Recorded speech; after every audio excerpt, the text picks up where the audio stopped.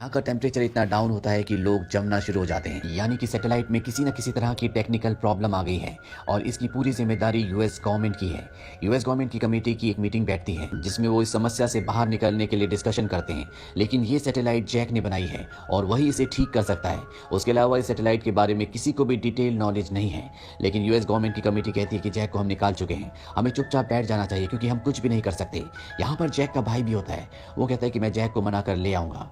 इसके बाद वो जैक के पास जाता है और जैक से वापस टीम में शामिल होने के लिए कहता है। शुरू में जैक मना कर देता है, लेकिन वो जैक से कहता है कि इस सैटेलाइट को तुमने बनाया है, पूरी दुनिया जानती है कि इसके क्रिएटर तुम ही हो। अगर इसमें कोई भी टेक्निकल प्रॉब्लम आती है या खराबी आती है तो सारा ब्लेम तुम ही पर आएगा। जैक उसकी बातों में आ जाता है और एक बार फिर से वो यूएस गवर्नमेंट की टीम के साथ मिलकर काम करने के लिए तैयार हो जाता है। दरअसल जैक ने अपनी टीम के साथ मिलकर जो सैटेलाइट बनाई है जिसका नाम डच बॉय है, ये एक बहुत बड़ी सैटेलाइट है। इसके साथ बहुत छोटी छोटी बहुत सारी सैटेलाइट्स जुड़ी हुई हैं जो हर एक देश के लिए अलग है। जैक की एब्सेंस में सैटेलाइट में एक वैज्ञानिक सैटेलाइट का डेटा इकट्ठा कर रहा होता है। दरअसल वो जानना चाहता है कि सैटेलाइट में क्या प्रॉब्लम है। वो सारे डेटा को एक हार्ड ड्राइव में डाल देता है और गलती से उसका हाथ एक बटन पर लग जाता है जिससे सैटेलाइट का एक दरवाजा खुल जाता है और वो अंतरिक्ष में चला जाता है, जिससे उसकी मौत हो जाती है। वहीं हांगकांग में दिखाया जाता है जहां पर गर्मी बहुत ज्यादा बढ़ चुकी है। वहां पर एक आदमी के हाथ से अंडा गिरता है और जैसे ही वो फटता है उस अंडे का ऑमलेट बन जाता है, जिससे हमें पता चलता है कि यहाँ पर कितनी गर्मी है। और इसके बाद यहाँ जमीन फटना शुरू हो जाती है। जमीन के अंदर से लावा निकल रहा होता है, लोग सड़कों पर मर रहे हैं। हांगकांग का वो आदमी जो हांगकांग की सैटेलाइट को कंट्रोल करता है, वो जैक के भाई को कॉल करता है और उसे मेन सैटेलाइट यानी कि डच बॉय को चेक करने के लिए कहता है। जब वो डच बॉय में अपना एक्सेस करने की कोशिश करता है तो वो उसके एक्सेस को डिनाई कर देती है।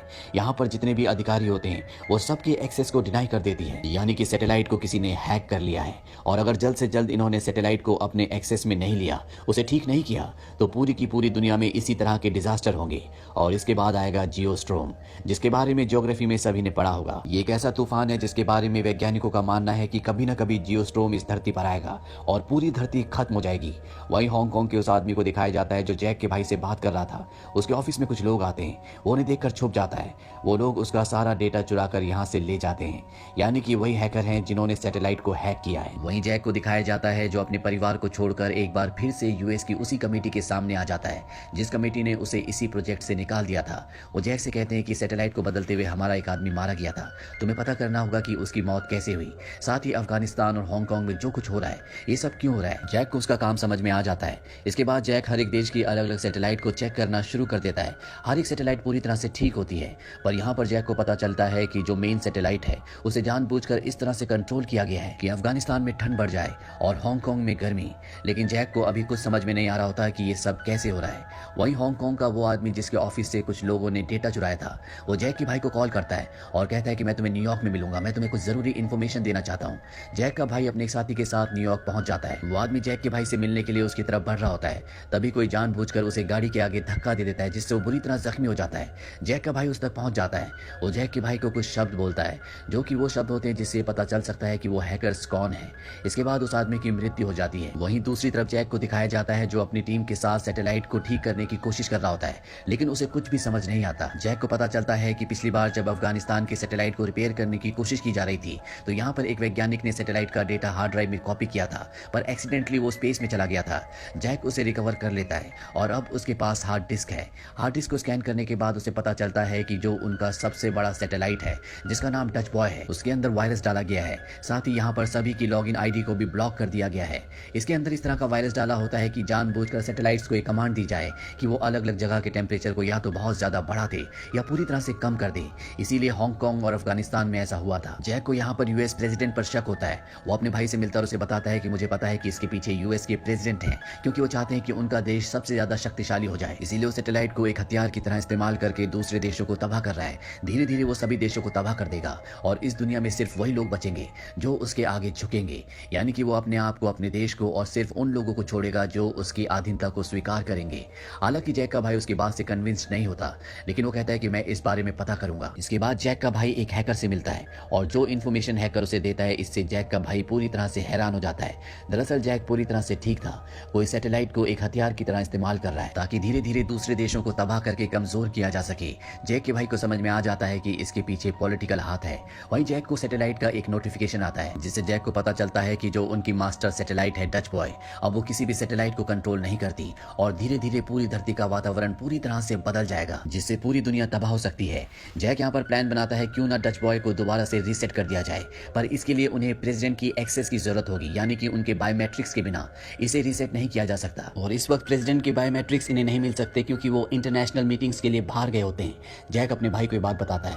वो कहता है कि मुझे लगता है कि प्रेसिडेंट ने ये जानबूझकर किया है। अब उसके भाई को भी उस पर यकीन हो जाता है और वो प्रेसिडेंट की एक्टिविटीज पर नजर रखना शुरू कर देता है। जैक का भाई बहुत परेशान होता है, इसीलिए वो अपने सीनियर के पास जाता है और उससे कहता है कि दुनिया जल्दी खत्म होने वाली है, ये जो कुछ किया जा रहा है ये जानबूझकर किया जा रहा है। उसका सीनियर कहता है कि तुम्हें बात कैसे पता चली, और उसके मुंह से इस प्रोजेक्ट का नाम निकल जाता है। जैक का भाई समझ जाता है कि इसके पीछे यही सब लोग हैं। अब उस सीनियर ऑफिसर को भी पता चल चुका है कि जैक के भाई को सब कुछ पता चल गया है, इसीलिए वो उसे एक दूसरी जगह ले जाता है ताकि उसे मार सके। जैक का भाई ये बात समझ गया होता है, इसीलिए एक रूम में जाकर अंदर से दरवाजा बंद कर लेता है और तब तक वहीं रहता है जब तक उसका सीनियर वहां से चला नहीं जाता। इसके बाद जैक का भाई एक लड़की के पास जाता है जो प्रेसिडेंट की सिक्योरिटी गार्ड होने के साथ साथ एक एजेंट भी होती है। जैक का भाई उसे बताता है कि यहाँ पर सैटेलाइट्स के साथ जो भी छेड़छाड़ हुई है वो हमारे सीनियर ने, हमारे लीडर ने की है और वो प्रेसिडेंट को भी मारना चाहता है क्योंकि वो उनसे जेलस है। शुरू में हमें लगा था कि ये सब कुछ प्रेसिडेंट कर रहे हैं, लेकिन वो हमारी गलती थी। हमें प्रेसिडेंट को किसी तरह से बचाना होगा। तुम उनकी सिक्योरिटी गार्ड हो, तुम इसमें हमारी मदद कर सकती हो। दरअसल प्रेसिडेंट की एक स्पीच होती है और अब ये सब के सब उस जगह चले जाते हैं जहां पर प्रेसिडेंट की सिक्योरिटी गार्ड अंदर जाती है और वो गोलियां चलाना शुरू कर देती है। चारों तरफ भगदड़ मच जाती है और इसी मौके का फायदा उठाकर वो लड़की प्रेसिडेंट को गाड़ी में ले आती है, जहां पर जैक का भाई जैक और प्रेसिडेंट और ये लड़की चारों होते हैं। यहाँ पर ये प्रेसिडेंट को सारी बात समझाते हैं। प्रेसिडेंट को बात समझ में आ जाती है कि इस सब के पीछे जैक के भाई का बॉस, जिसका नाम लियोनार्ड है, जो सेक्रेटरी ऑफ स्टेट है, उसका दिमाग है। अब लियोनार्ड के आदमी यहाँ पर प्रेसिडेंट की गाड़ी का पीछा करना शुरू कर देते हैं। साथ ही यहाँ पर मौसम खराब होना शुरू हो जाता है। यहाँ पर भी बिजलियां चमक रही होती है और ये इस बात का इंडिकेशन होता है कि जल्द ही जियोस्ट्रोम आने वाला है। ये सब यहाँ से निकलने में कामयाब हो जाते हैं। इसके बाद जैक अपनी सैटेलाइट में जाता है जो कि सबसे बड़ी मदर सैटेलाइट है। वो दरअसल सबको यहाँ से निकालना चाहता है क्योंकि सैटेलाइट में उसने एक ऐसा ऑटो फंक्शन जनरेट किया था जिससे अगर जियोस्ट्रोम आए या सैटेलाइट में वायरस आ जाए या पूरी तरह से वो आउट ऑफ कंट्रोल हो जाए तो सैटेलाइट अपने आप ही ब्लास्ट हो जाए। यहाँ पर जैक को ये पता चल जाता है कि सैटेलाइट के अंदर वायरस किसने डाला था। दरअसल लियोनार्ड ने उसे पैसों का लालच दिया था, इसीलिए वो उसकी बातों में आ गया था। अभी लड़का जैक के ऊपर गन तान देता है, लेकिन जैक उसे एक पंच मारकर गिरा देता है। इसके बाद इन दोनों के बीच में मुठभेड़ होती है और इसी मुठभेड़ के चलते उस लड़के का हाथ एक बटन पर लग जाता है जिससे एक दरवाजा खुल जाता है और ये लड़का ठीक उसी तरह से जिस तरह से पहले एक आदमी अंतरिक्ष में चला गया था, ये भी अंतरिक्ष में चला जाता है। अब जैक भी अंतरिक्ष की तरफ खींचा चला जा रहा होता है और उसके साथी उसे पकड़ लेते हैं और जैक की जान बच जाती है। अब इन सबको इन्फॉर्मेशन मिलती है कि पृथ्वी पर चारों तरफ तबाही हो रही है, पृथ्वी खत्म होने की कागार पर है।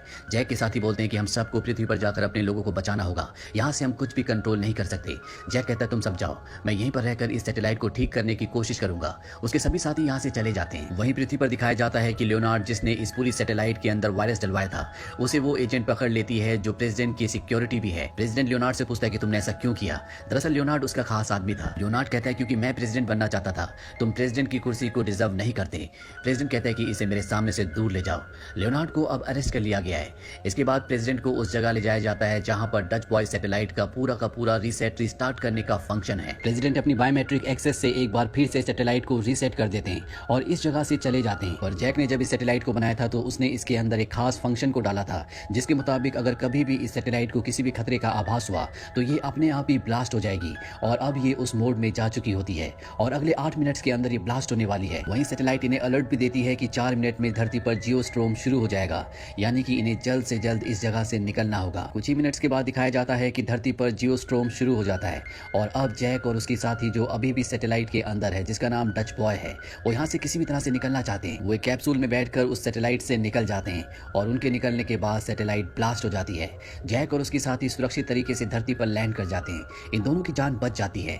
सैटेलाइट अब ब्लास्ट हो चुकी है, इसीलिए धरती पर जितने भी तूफान होते हैं सब बंद हो गए होते हैं क्योंकि सब उसी मशीन, उसी सैटेलाइट की वजह से हो रहे थे। इस घटना के 6 महीने बाद दिखाया जाता है कि जैक को एक बार फिर से उसका सम्मान, उसकी पोजीशन वापस मिल गई है। जिस तरह से पहले वो डच बॉय का हेड इंजीनियर था, एक बार फिर से वो हेड इंजीनियर बन चुका है और अब इस पूरे प्रोजेक्ट को यूएस कंट्रोल नहीं करता बल्कि इसे इंटरनेशनल कमेटी कंट्रोल करती है। जैक का भाई जो पहले उसके खिलाफ था अब वो भी उसके साथ हो चुका है। जैक का किरदार हमें सिखाता है कि इंसान के अंदर अगर धैर्य, ईमानदारी और अपने काम के प्रति लगन इंसान हो तो उसे इस दुनिया में कोई भी रोक नहीं सकता। ऐसे इंसान न सिर्फ जीवन में तरक्की करते हैं बल्कि वो दुनिया की भलाई भी करते हैं। तो ये थी पूरी कहानी फिल्म